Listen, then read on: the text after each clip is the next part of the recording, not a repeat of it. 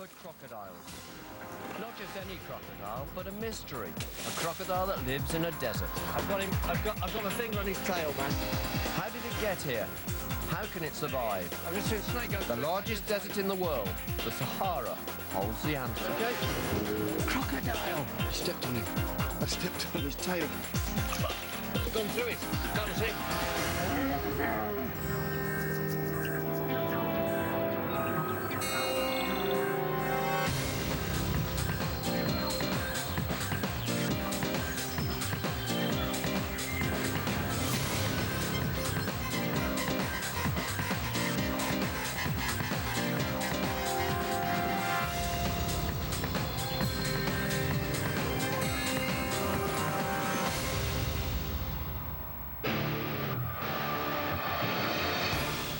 Crocodiles are the super predators of the reptile world and are lethal in their element, water.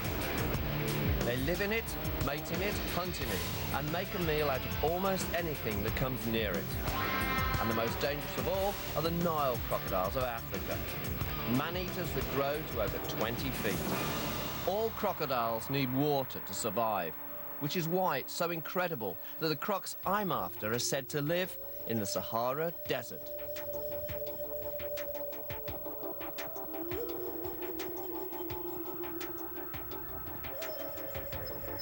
The Sahara Desert is the largest desert in the world. It covers an area of some 3.5 million square miles. About the size of the United States of America. My search for the crocs will take me right through this landscape, which is tough going on two legs.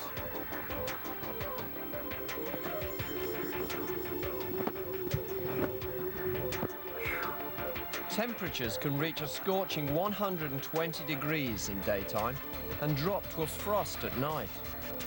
People have entered the Sahara never to be seen again. So I'm going to need a strong, reliable vehicle in this place of extremes.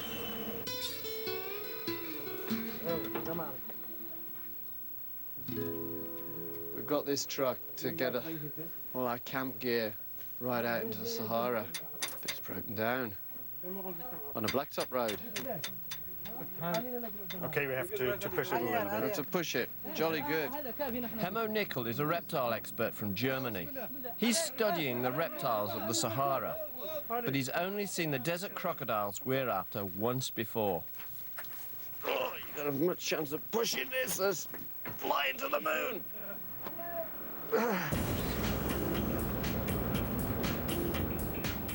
We've abandoned the truck as we have to move on.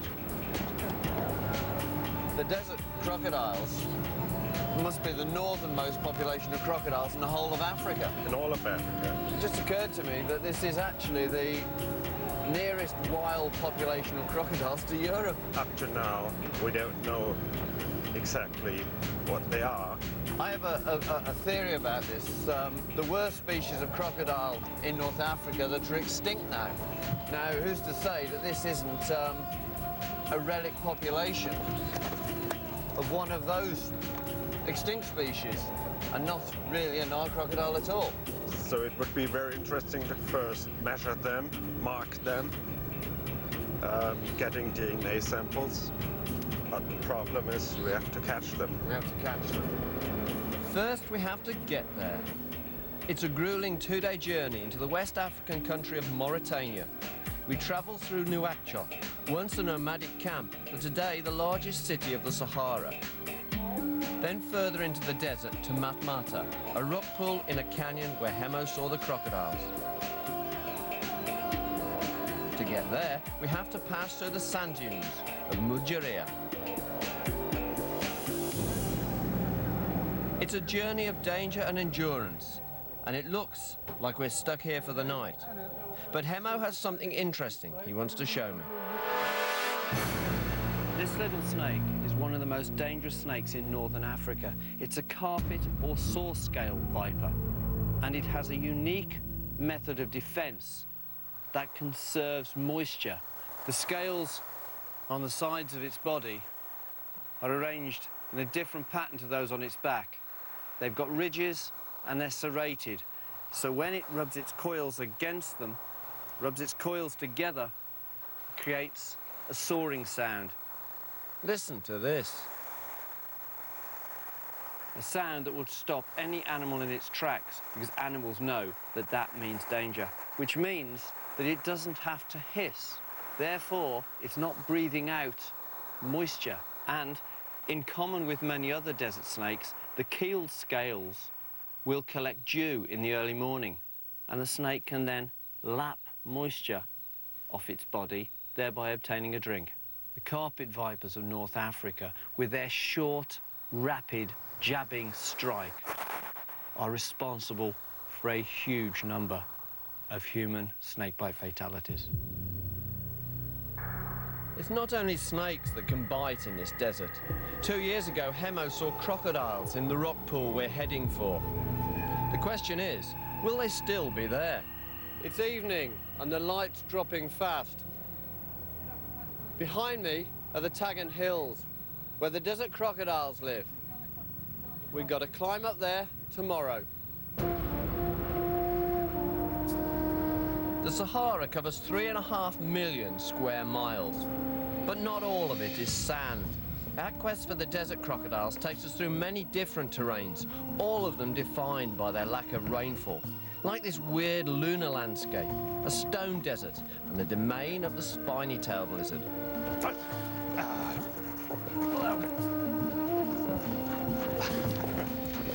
I've got him. I've got my finger on his tail, man. Okay. We're chasing the spiny-tailed lizard. No. Spiny-tailed lizard is a typical North African desert lizard, and he's built for getting into gaps like this. He'll inflate his body and wedge himself in, and what's more, he's got a very spiny tail which blocks the entrance. He's actually between two slabs. Oh, we might be able to get this rock up. Keep going. Put it up again, because you've actually put down on my hand now. Okay, now. It's a small male. Now you can see how difficult spiny lizard is to extricate. He's flat, so he goes straight in between the cracks in the rocks. And this is all very loose skin, and he can sort of pump himself up a bit and fill the space. And then most of all, this spiny tail does two things. First off, if you're approaching from this end, you're getting the spikes sticking into you, and it makes it difficult to grip. And secondly, you can slide something in, but it's harder to pull out against those spikes.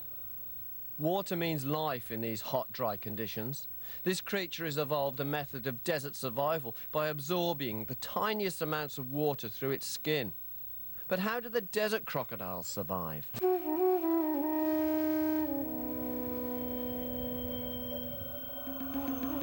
We're almost at the mouth of the canyon that holds the rock pool where Hemo saw the desert crocodiles, but the vehicles can't get any closer. This is where we'll set up base camp.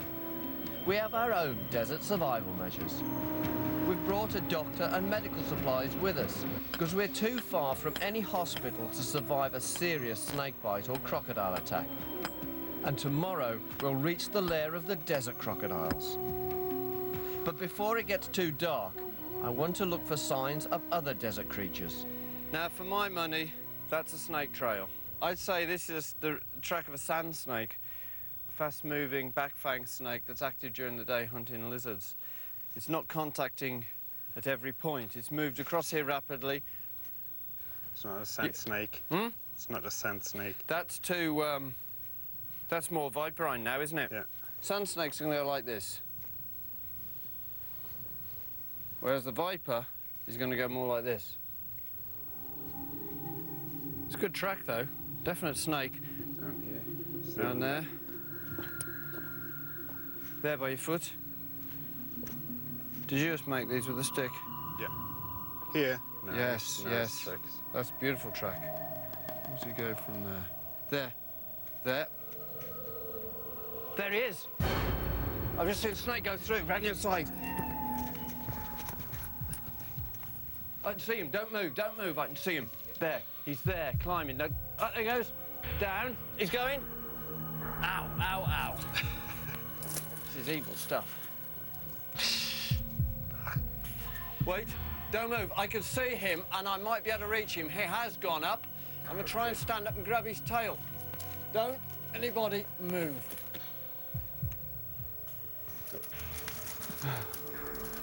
On up. I'm ripping myself to bits here. You need a stick. No. Got him. I've got hold of him. I've got him. I'm covered in thorns. I'm bleeding. But I've got the sand snake by the tail. And I've now got him by the body. That's okay. Perfect. There it is. Well, that's the snake caught, but I'm stuck. Desert creatures, like this sand snake, have evolved strategies to survive. One of the most interesting things about sand snakes, and one of the least understood, is their ability to secrete a waxy substance from their nostrils, which they then coat the entire body with by writhing around. This has been observed, but nobody's really sure why it does it. Possibly, it's pheromonal. A female to attract a male. Possibly, it's water-resistant, waxy material that will actually make the gaps between the scales waterproof and prevent water loss through the skin. But nobody really knows. Without water in the desert, a creature would die, which is why I'm so interested to see for myself how a reptile that lives in the water, like a crocodile, can survive out here. For people in the desert, it's not just lack of water. The heat can be lethal. Protection from the sun is essential. I'm wearing a typical Arabic shamar, which also protects against wind-driven sand.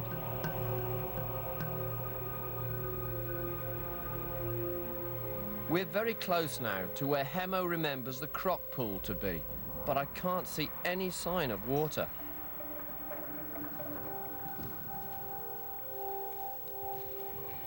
There it is. Just see the water now, but can't see any crocodiles. Incredibly, there is water here, but that's no guarantee that the crocs Hemo saw 2 years ago will still be around. They've rarely been seen and never filmed, so if they're here, they'll be easily spooked. Crocodile! There's Yes. one in the water. Yes, he is. The second one basking here on the right side. I'm looking at basking. So there definitely are still crocodiles in here. And that's, I'd say, about 8 foot. Yeah. That's a big one. That's big, yeah. And if we could mark them, so You can see the same individuals year after year. yeah, and just If they move to another population, you'd recognise them. yeah. And with the DNA, of course, to see how close they are to you. The typical Nile crocodile in the rest of Africa. DNA could also prove my theory that they might be a different species altogether. I can only see 4 or 5 crocodiles and no babies. You couldn't sustain a healthy population with so few crocs. If this is all there are, we could be looking at the last generation of the desert crocodiles. The only way they could survive long term is if there were other populations nearby. The important thing is trying to see if there's any babies. It's a very strange environment for crocodiles. It is. It's an incredible location for a crocodile, and it's the very first time these crocodiles have ever been filmed. We need a croc for Hemo's research, but this rock pool looks very deep, and the crocs are very alert. Hemo says there are other rock pools in this canyon.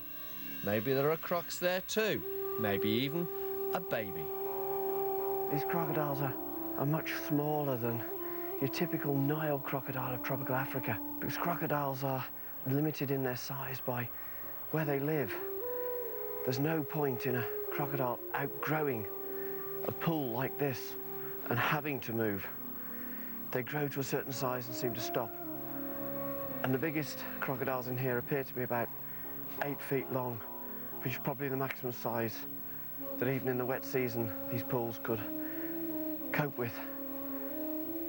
But even if these are under half the size of normal Nile crocs, they still share the same watery adaptations. Second eyelids for underwater hunting, nostrils that close underwater, and a special sixth sense. Sensors along the jaw that detect the slightest movement of prey in water without the need for sight, sound or smell. And there's no reason to think they're any less dangerous. This is the breeding season for Nile crocs. If these are Niles, we need to be careful. Mothers will protect their eggs, and it's a dangerous time to approach them. Normally, you wouldn't go near a nesting site without an armed guard. But as I'm here, what the hell? Yeah. That's a croc print. She's scrabbled up, and you can see where her belly's gone over, and she's flattened it down. So this is, I think we'll go in and have a look in that one.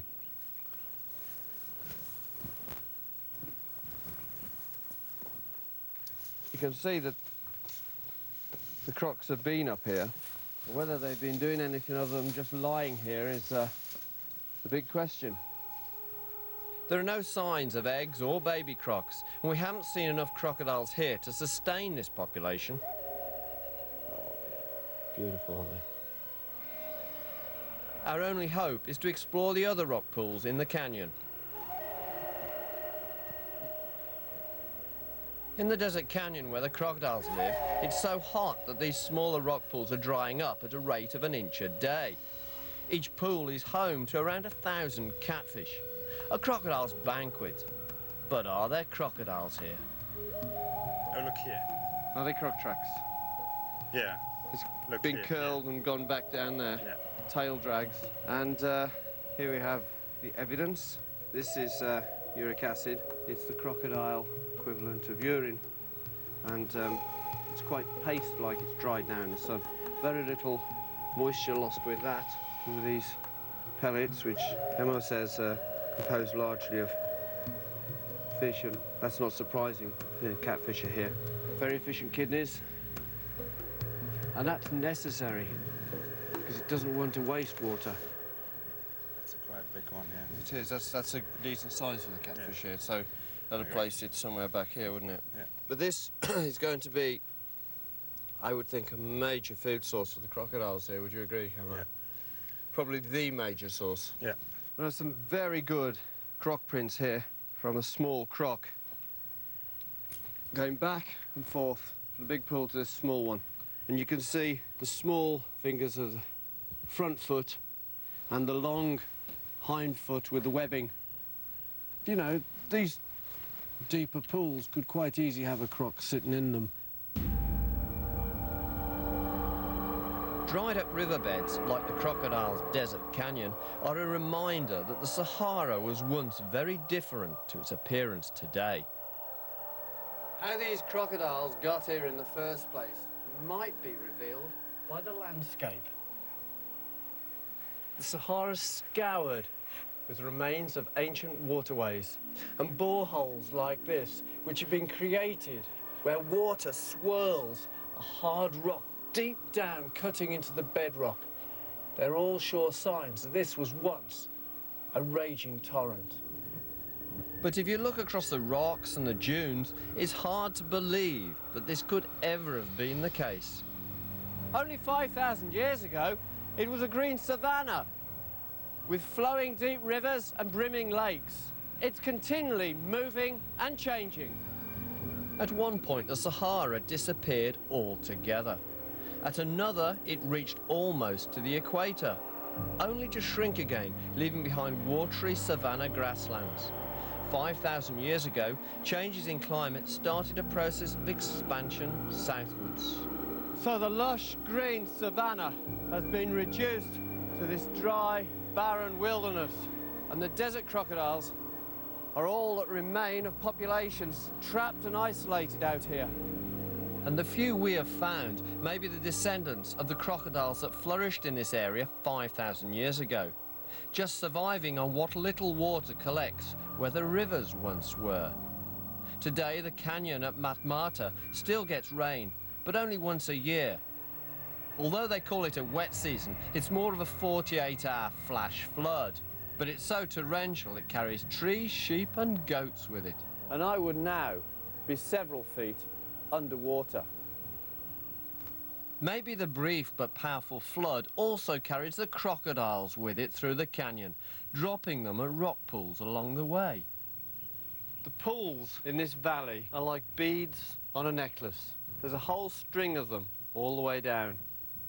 And when a crocodile finds itself in one that's drying out, it simply up sticks and walks to the next one.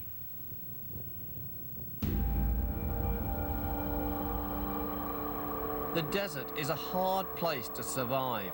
Even our tents offer no hiding place from the extreme heat or grinding sand, kicked up by the strong desert winds. As night falls, the camp is besieged by an horrific creature, a scary monster that has evolved savage ways to survive in the desert. Look at that, that's the stuff of nightmares. That's a solifugid. It's sometimes called a camel spider or a sun spider, and it is a true desert inhabitant. And they live in burrows. At night they come out hunting, and they are active predators, often entering camps to search for prey. And we must have had 24 of these come through the camp in the evenings. It's adapted to live in the desert, obtaining all its moisture either from the humidity of its burrow or from its prey. It sucks the insides out of its prey. You're not going out. That is fast. Look at him running. The idea of this thing grabbing hold of you and wrapping its legs round you and then using its 2 pairs of jaws to cut into your finger is decidedly unappealing. There he is. Look at that fella. This solifugid will take on almost anything. It'll kill big tarantula spiders. It'll cut scorpions in half. There's not many things a solifugid's frightened of. It lives to eat, and it runs fast and hunts down and ambushes its prey. And it moves like lightning, rather like the cameraman's about to do in a moment.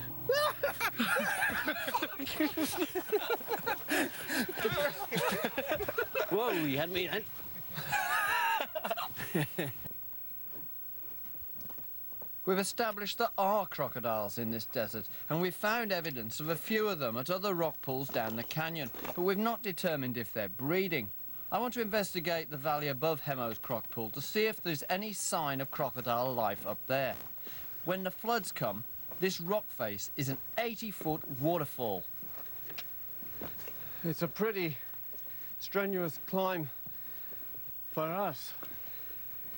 The chances of a crocodile climbing up and out of here must be 0.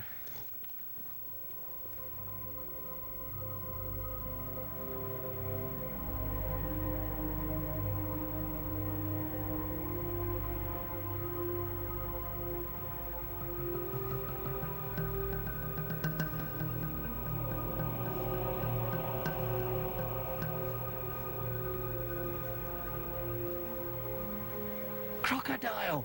Yeah, there's Yes. one in the water. Yes, yes, yes, there's a croc. This means there are crocodiles above the croc pool. They can't climb up the rocks, so they haven't come from there. This means there must be crocodiles in pools at points up this river, which actually means the population could be larger than we have first assumed. This is a fantastic discovery. The first pool of water we reach above Hemo's croc pool has a crocodile in it. There must be more, but it's impractical to search every pool in the valley. We need local knowledge to help us. Okay. One's come out. One hole. There's the other one.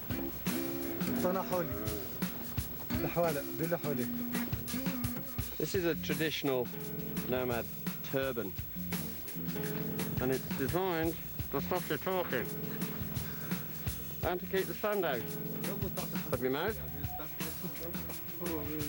And in some parts of the Sahara, where water is really scarce, they even pound the dye in with stones rather than soaking dye in.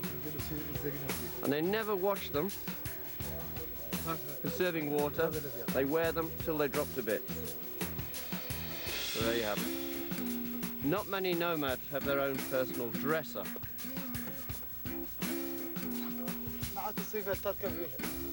Easy. Well, that's a cinch, isn't it? That one there. Okay. It's more comfortable than some of the cars I've ridden around in. Okay. Okay, we're up. Hello.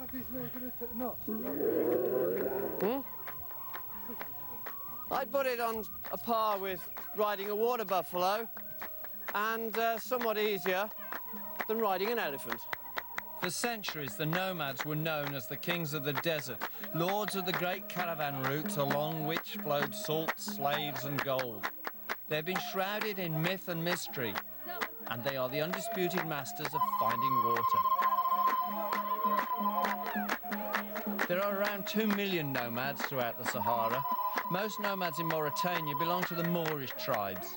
They have learned to survive years without a single drop of rain by moving between temporary water sources. This year is especially dry and difficult for them, but amazingly, there is always enough water for tea. And more tea. And more tea. Oh, Hami.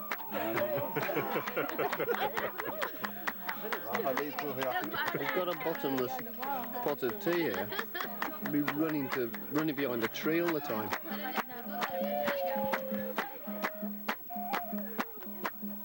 Nomads are known for moving from waterhole to waterhole, so I was surprised to find out that these nomads have been living in the same spot for 20 years, rearing goats. Goats need water, and where there's water, there may be crocodiles. We would like to know where they're watering their goats, because if there are any big pools, they may contain crocodiles. كم لا يشربها؟ قالت لك عندي السكر والله. لا يعطيك السكر. مشربة. In this place you have a crocodile. He knows somewhere with crocodiles. Yes. بشربة ياس. There are a lot of them. A lot of crocodiles. A lot of crocodiles. That's good. And all, what size? Are there any baby crocodiles? يرفد زراعهم صغار يعني يرفدهم يقل. You see, if you have a baby for crocodile, if you have plenty water coming, what is in English? Yeah, rain. Rain coming, it brings more crocodile. So babies come from further upstream then? Baby crocodiles. The nomads tell us there are baby crocodiles. Catching a baby croc would be our biggest prize. Not only would it give us the DNA sample we need, but also be proof that the desert crocodiles of the Sahara are breeding. We have to check out this pool.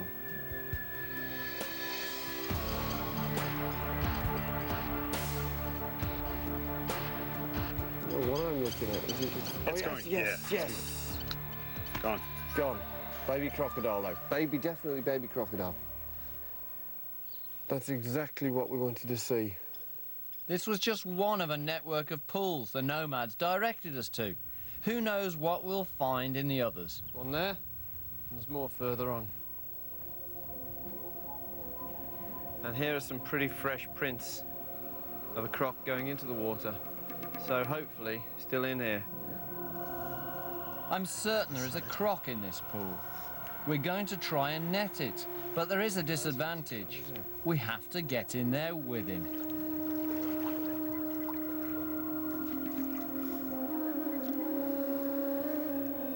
The net isn't wide enough to cover the whole pool, so what we're trying to do, with a good slip by on either side, is just disturb that area and drive anything. Is that him? Yeah. Gone through it. That was him. Yeah. He went through the net. He is in here. I felt So- that. It's a strong animal. He's in. He's in the net. Did you feel that? Yeah. Is he there? Still there? I think he's there. There's some weight in the net. No. No? It's hopeless. There are muddy hollows all over this pool. The crocodile could be anywhere, but Hemo has another plan, a tried and tested method.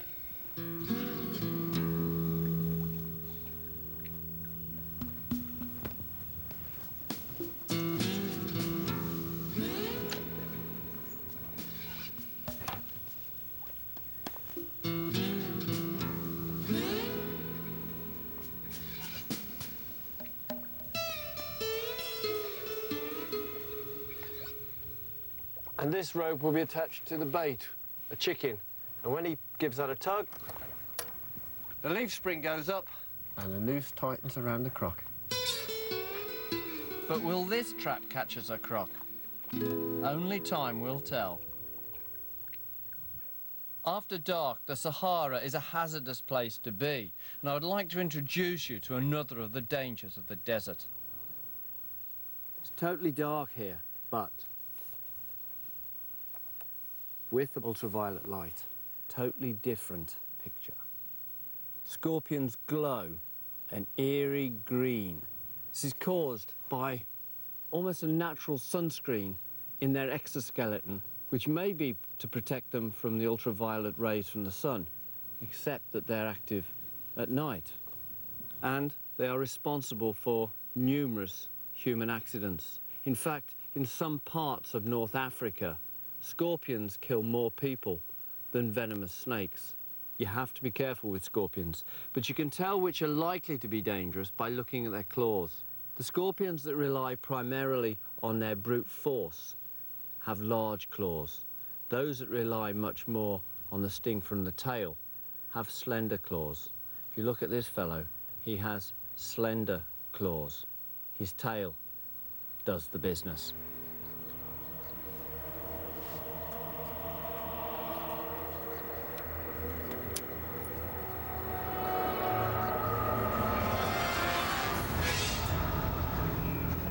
We've come back to the pool where we saw the baby croc. We're desperate to catch it, so we've adapted a jungle technique for the desert. A nighttime croc hunt by boat. My flashlight will show up the eyes of any crocodile in here. There's a big rock we're going to stick on. That's a big rock. Over to this side. But we have to be cautious, because where there are babies, there could be protective parents. There he is. See, both eyes, he's looking downstream. I've seen one, but these crocs have never been filmed before, and they're easily spooked. Further down there. He's gone under. The small one over there. They're all going under. There he is, look. Yeah, it's... There are a lot of crocs in here. We've seen a small one that could be a baby, and a big one's gone under these rocks. I'm going in after it. The boat isn't going to work.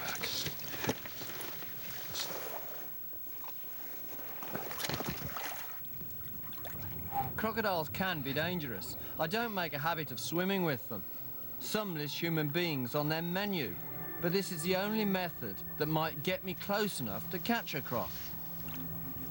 Which rock? That's right. Pardon? Under that rock? Yeah. It's a difficult position if he's under there. Look, I stepped on him. I stepped on him. I stepped on him. I've got my foot on his tail, but I can't reach it, and it's moving. And it's deeper. I stepped on the croc. So it drops away, and there's an awful lot of trees and stuff under there, because of course the river's just forced everything down. I don't know where he is now. Right.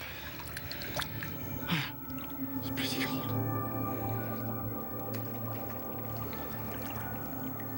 Last time I did that to a Nile crocodile, it bit my waders in half.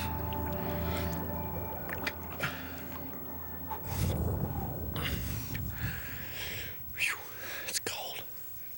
Where? Up there. The bright eyes of a crocodile make it easy to see at night. The problem is making sure they don't see me in a spill of Hemo's light. Don't light me up. Don't light me up. Stay still. I got to within 5 feet of him. If I can just creep up on him, I can grab this one. Wait a minute. Wait a minute. Yeah, I haven't got him yet. Gone. Is he gone? Gone. There's another one over there. In the shallow water. Hey. Gone. There's one. Where? There's one back there. There are crocs all around me, and I'm getting really cold. God, I'm freezing. I think it's about 6 or 8, at least. There's one. Oh, bloody hell, that's a big one. It's gone again. Right, down by the boat. Just going out for a bit. 'Cause I'm freezing. I got so close. Wait a minute.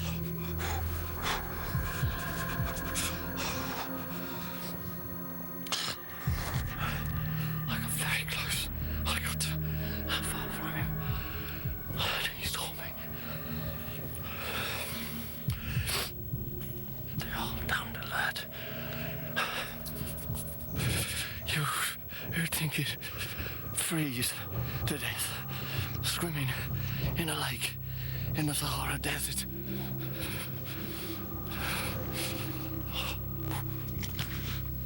Just when I thought we'd failed, Hemo spotted our baby near the bank. But can he get it? Go on, Emma. Don't fall over and grab him. Well done.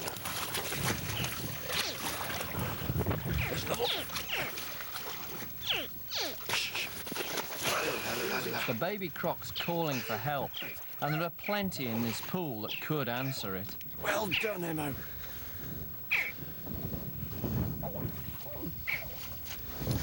Well done.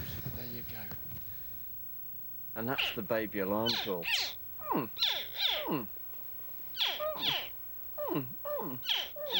If Mum's here now, she should by rights come thundering over here and beat 7 bells out of Hemo. Because that's what that's designed for. That's the baby alarm call. Got one. We got one. And importantly, we got a baby. And that's what we've been wondering about, whether this is a breeding population, and clearly it is, because this is less than a year old, isn't it? Yeah, it's from last year. Last year, and I mean, they would only be laying eggs now for this year, wouldn't they?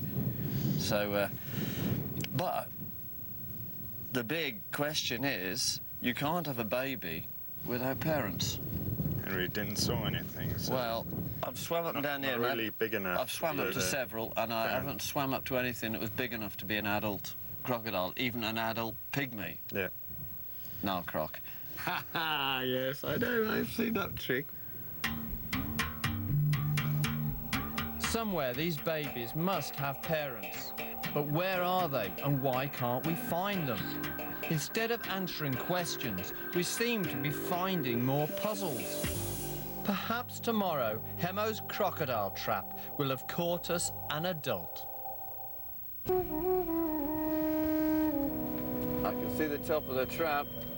Oh well, let's go and have a look.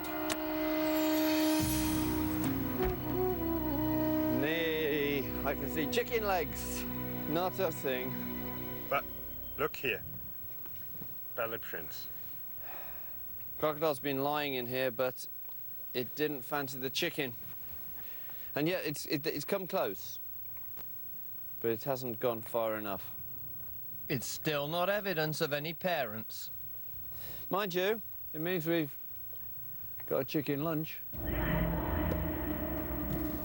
We've established that the crocodiles in the desert seem to have a smaller maximum size, and that's probably an environmentally limiting factor. They also lay fewer eggs, which is natural from a smaller female.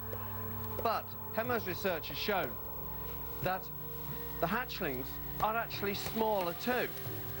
Now that must be a genetic thing. The females are producing smaller hatchlings, 20% smaller than those in East Africa. That is genetic, and that begins to suggest that we are actually looking at a pygmy race of crocodiles here.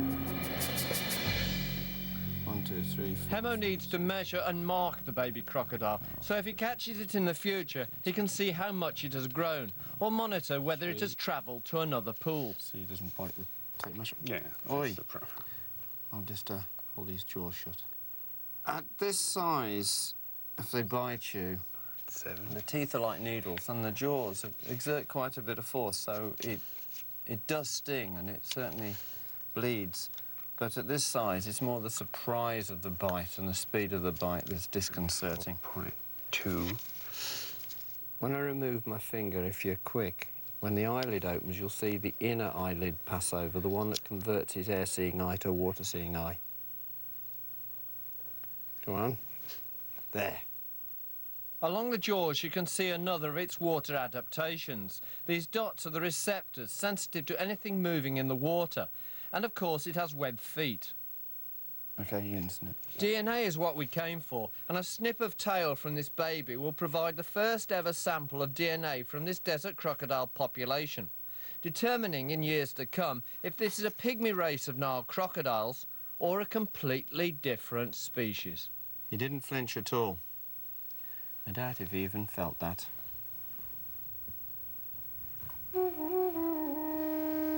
I came searching for something that shouldn't exist. Desert crocodiles. And I found a population divided by a waterfall. Above the waterfall, there is a breeding population, but there don't seem to be sufficient youngsters to sustain an ongoing population. I have to say, I think their future is bleak.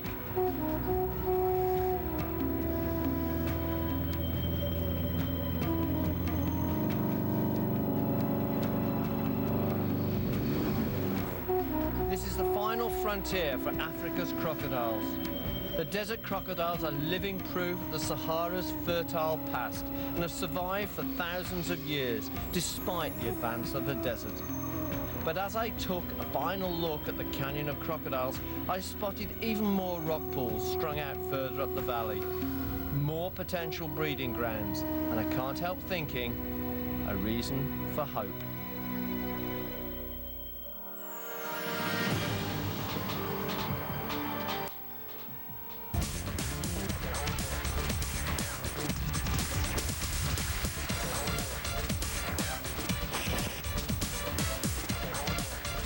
Austin Stevens takes on the King Cobra next, only on Animal Planet.